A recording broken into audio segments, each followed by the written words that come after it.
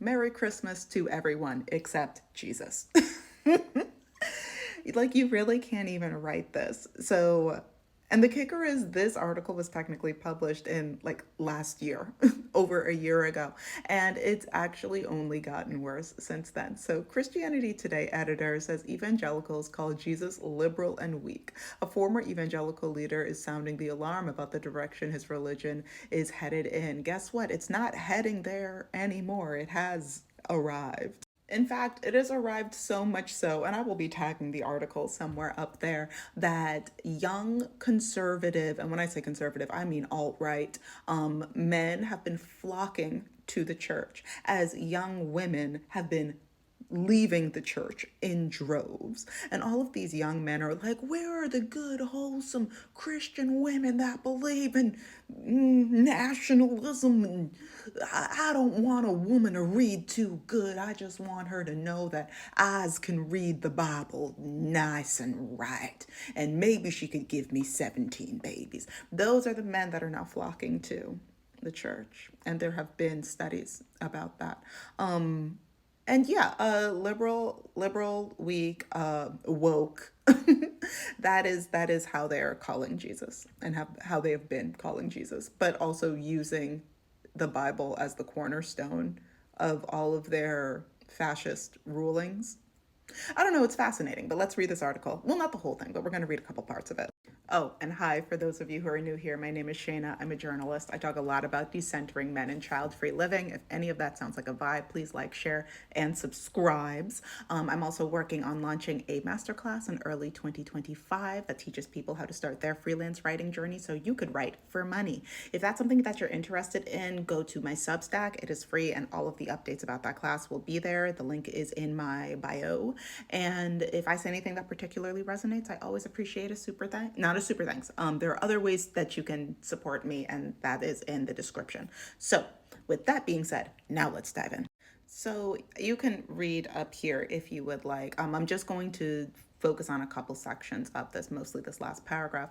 Russell Moore resigned from the Southern Baptist Convention in 2021 after years of being at odds with other evangelical leaders. Specifically, Moore openly criticized Donald Trump, who many evangelical Christians embraced. Moore also criticized the Southern Baptist Convention's response to a sexual abuse crisis and increasing tolerance for white nationalism in the community. Here's the kicker.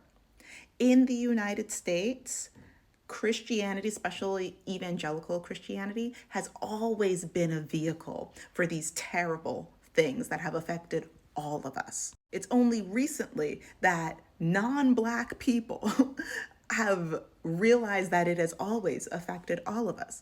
Christianity was the vehicle that was used, or the way that like this version of Christianity is right now and kind of has always been in the United States. That was the justification for slavery. That was the justification. Oh, the abuse, the sexual abuse crisis. Yeah, that was also done throughout slavery in the Americas and the Caribbean. Like, this has always been the thing, but now it's just affecting everybody. Now it's just affecting the palm-colored people. So people are like, oh, whoa, where'd this come from? It hasn't always been like this. Yes, it has. Yes, it has. Now, let us continue. I'm actually going to read this entire section over here. So, Moore told NPR in an interview released Tuesday that multiple pastors had told him they would quote the Sermon on the Mount, specifically the part that says to turn the other cheek when preaching. Someone would come up after the service and ask, "Where did you get those liberal talking points?"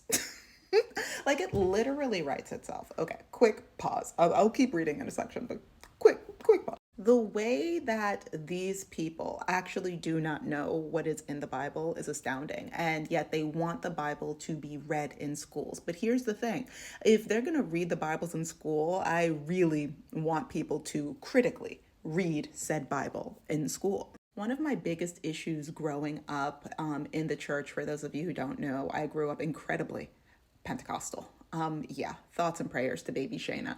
But one of the things that really irritated me when it came to the interpretation of scripture is that the people that were up on that stage telling us their interpretations of scripture were very rarely, it was very rarely an intersectional look at it. It was all, yeah, it was always a man, one. And in Sunday school, when I would have questions about scripture, about their historical context, about, oh, okay, well, so this is what the men were doing. Oh, so like we were just wiping out, like the Christians, the chosen people of God, were just wiping out entire civilizations, including the men, women, and children. So that's not a problem. Then why is it a problem?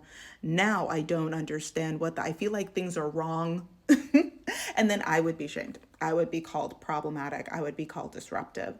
And it's because there is, for the sake of control, which is what a lot of these major religions focus on, for the sake of control, critically reading scripture is discouraged and punished. So if people are going to be reading this Bible, I'm really going to need them to read it and read it critically. But clearly they are not reading or reading it critically if they be reading at all. Because what do you mean, where'd you get those liberal talking points? Literally from Jesus. Jesus himself. People's absolute fear of information, even information from religious text, is astonishing, and it will be the death of many people. It's already started.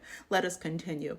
What is alarming to me is that in most of these scenarios, when the pastor would say, I'm literally quoting Jesus Christ, the response would not be, I apologize. The response would be, yes, but that doesn't work anymore. That's weak, more said. When we get to the point when did we get to the point where the teachings of Jesus himself have been seen as some subversive to us? Then we are in a crisis. Listen, we've been in a crisis for a very, very long time. Last year, they bombed Bethlehem on Christmas Day. So meanwhile, like the closest descendants to Jesus himself have been in a Shmenacide for over a year at this point. So the idea of like, oh, well, that's weak and subversive and I don't like it, it makes me feel uncomfortable. To say, oh, we are getting a little bit too far to the right, guys. And listen, I'm not saying that you need to give up whatever it is that you believe in. I recognize that people believe in different world religions, forms of spirituality for a number of reasons, especially looking for a hope outside of the absolute chaos that we live in, especially if you are a marginalized and melanated person. So I'm not saying to like throw out your faith. I'm not saying that. What I am saying, though, is that there needs to be a strong reckoning and realization, especially if you are a non-man that is participating in Christianity, that it has been and will continue to be used as a tool of control by massive systems to control your body, to control, I can't even say, education or the lack thereof, the lack of access to information that will be used to control not just immigration, but who is allowed to be considered worthy of not just resources on earth, because to these kinds of people, it's not about how you are treated here. They see things in a way of like, oh, well, who deserves eternal life and who deserves eternal damnation? And for a lot of these people, immigrants, melanated people, women that are not open to being subjected and enslaved and bred, they're like, oh, well, maybe damnation would be good for them. If they don't learn their lesson, aka follow what we say is supposed to happen, which is in the Bible, but nobody actually reads the Bible, clearly. So this is the reality of Christianity today. Do with that what you will, but also Merry Christmas. God, it's going to be a wild new year. Let me tell you that. If you want to use this article to have some very fun conversations at the Christmas dinner table, then you are welcome. Link to this will be below. All right. Stay safe out there.